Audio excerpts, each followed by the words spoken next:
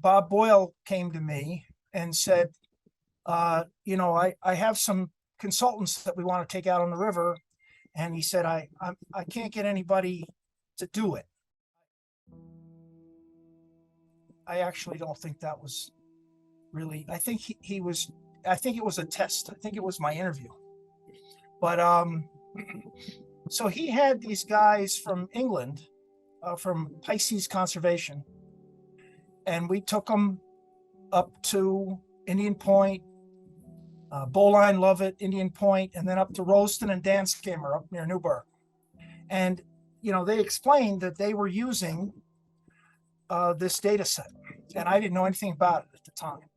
But they were consultants for us in our efforts to start to shut down once through cooling at not only Indian Point, but other plants.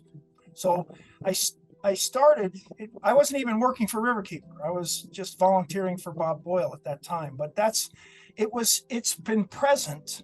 The use of this data set has been present since before day one, 22 years ago for me. For us, the river is a living organism. You can almost think about it as all the creatures in it are cells in the body of this giant living organism. And I didn't know anything. I grew up here. I started sailing here, 5, 6 years old. So a half a century ago. And I didn't know anything about the creatures that lived in the river. Because my father didn't fish, so I didn't fish. My buddies didn't fish, so I was a sailor, But as I started working for Riverkeeper, I realized more and more that the river has this wonderful cycle of life. And that becomes the Holy Grail. That becomes the mission. And, that has led, the river has trained me. That has led in my evolution at Riverkeeper to move into this habitat restoration work that I'm now involved in, which is dam removal. It's a beginning. Riverkeeper's taken down the first 3 dams in the history of the Hudson Valley expressly for fish passage. And we just hired 2 more people for the team, and we just got 2 more grants, and we're waiting to hear from NOAA. And if the NOAA grant lands, God help us, because it's a ton of money and a ton of dams. We look at the numbers at a very basic level. For example, the sturgeon fishery, Atlantic sturgeon fishery was closed in the 90s. There have been little hints that the juvenile Atlantic sturgeon numbers were going up from those data.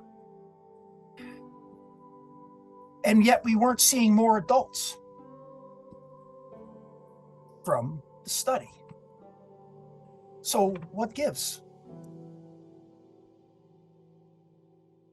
One of the things that I've been using as a statement of need is that we've had this study for all these decades, and we've measured the failure of society to protect the river. And we need the study to measure recovery. We need it to measure recovery. If we stop measuring now at the bottom, we're river's done for. So it's obvious, but it's not obvious that so far this study has measured failure.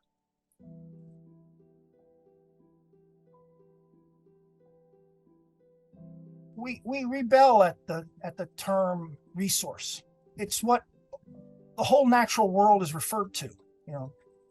Woods are a resource. Water is a resource. The river is a resource. The fish are a resource. The oil in the ground is a resource, etc. And that attitude condemns the river to being used by mankind, by humankind. And that's the threshold we have to get by. Once we get by that threshold, then the river has a chance of recovery.